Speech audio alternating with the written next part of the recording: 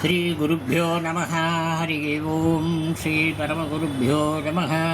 हरि ओं श्रीमदानन्दतीर्थभगवत्पादाचार्येभ्यो नमः। हरि ओं। अथ श्रीराघवेन्द्रतन्त्रं पञ्चमपटलः। श्रीराघवेन्द्ररक्षाकवचम्।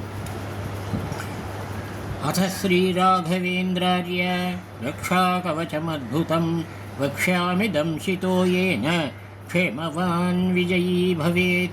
गुरुराजः प्रेमपुत्रः तत्प्रसादपुरस्कृतः कृष्णावधूतनामाहं तस्य सन्निधिकारकं छन्दतृष्टुप्समाख्यातं देवता गुरुराट् स्मृतः मन्त्रन्यासप्रकर्तव्यो ध्यानं वक्ष्यामि सद्गुरोः।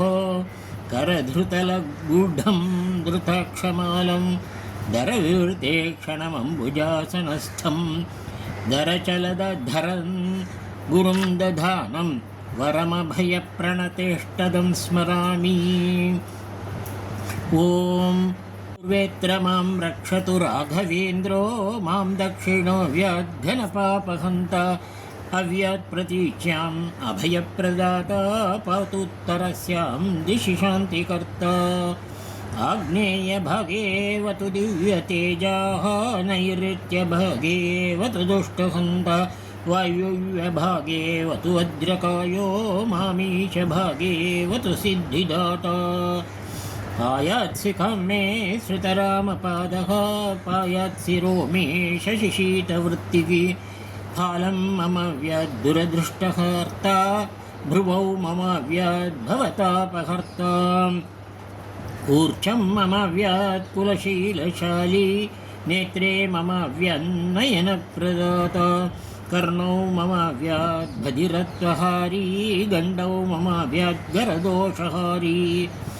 ओष्ठाधरौ मे वतु कष्टहारी नासां सदा मे वतु नादकारी। जिह्वां सदा रक्षतु वाक्प्रदाता दन्तान् सदा रक्षतु भक्ष्यदाता। पायात् सदा मे चिबुकं यतीशः पायात् सदा मे वदनं व्रतीशः। कण्ठं तु कण्ठीरवभक्तवर्यः स्कन्धौ मम व्यधृतपुष्पमालः। भुजौ मम व्यात्तिह बाहुदाता करौ मम व्यात्वरदानशूरः। हस्ताङ्गुलीन्मे मनुजापको व्यात् वक्षो मम व्याद्घनसंशयश्चित्। कुक्षिं मम व्यात् अयवामयघ्नः पार्श्वे मम व्याद्भवभीतिहर्ता। साहाय्यकर्ता मम पातु पृष्ठं कटिं सदा मे कनकाम्बरो व्यात्। मेघामयुघ्नोऽवतु मे तु गुह्यं ऊरु सदा मे वतु वेगशीलः। मौनो व्रती मे वतु जानुनी च जङ्घे मम व्याज्जवनत्वदायी। गुल्फौ मम व्याद्गुणवर्णनीयः पादौ मम व्यात्परपीडितारिः। यद्यन्ममङ्गं न मयोक्तमत्र तत्तत्समस्तं च दयालुरव्यात्। पितृंश्च पत्नींश्च सुतांश्च बन्धून् पौत्रादिकान् मे सुतवत्सलो व्यात्। व्याघ्राहि भल्लूकवराह दन्ती लुलाय सिंहश्च शृगालचोरान्।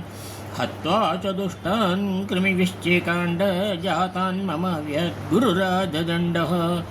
भिञ्ज्यात्पिशाच असुर यक्षरक्षो भूतग्रहादीन् गुरुपादरेणुभूम्। अग्न्यम्बुशैलाशनिराजशत्रु विषादितो व्याद्गुरुपादतीर्थं। कुष्ठोर्जराक्षयमुख्यरोगान् विनाशयित्वा वतु मृत्तिकासा। धान्यं धनं भूषणवस्त्रगेह धैर्यं मम व्याद्गुरुराघवेन्द्रः।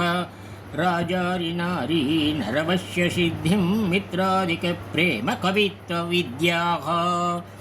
सर्वानुकूल्यं सकलार्थसिद्धिं दधातु मे सिद्धगणग्रगण्यः। ज्ञानं सदाचारमुदारभावं चित्तेन्द्रियादीनि च पातु सुज्ञया। धर्मानुकूल्यं कृतपुण्यकर्म विवेकमित्यादि पिता मम व्यात्सङ्कल्पसिद्धिं मम वाक्यसिद्धिं जयं च सर्वत्र ददात्वभीष्टः पुरश्च मे व्यात् वरदानकारी पश्चाश्च मे व्यात् बलदानकारी ऊर्ध्वं मम व्यात् परितापहारी अधश्च मे व्यात् स्थिरवाशकारी दिवा प्रभाते निशि च प्रदोषे मध्यन्दिने व्यान्मम जागरूकः सर्वेषु कार्येषु च सर्वदा मां पायाद्गुरुर्मत्कृतसन्निधानः इदं श्रीराघवेन्द्राय कवचं रक्षकः परं त्रिकालं वा द्विकालं वा सकृद्वा पठितां दिनं कुष्ठादिरोगशमनं सर्वपीडाहरं शुभं कविताशास्त्रविज्ञानप्रदं वादिजयप्रदं सर्वसाध्वसरक्षार्थं ब्रह्मास्त्रसदृशं कलौ वन्दे श्रीगुरुराजमुग्रतपसं सर्वारिदर्पापहं देवेन्द्राभसमृद्धसम्पदममुं भक्तिप्रियं सद्गुरुं भक्तत्राणनबद्धकङ्कणमसद् बाधाहरं स्वर्गवी स्वारत्नस्वरगातुदारहृदयं तं हृष्टतातिं प्रभुम् इति श्रीमत्कृष्णावधूतपण्डितकृतौ श्रीराघवेन्द्रतन्त्रे श्रीराघवेन्द्ररक्षाकवचं नाम पञ्चमः अटलः सम्पूर्णः। श्रीकृष्णार्पणमस्तु।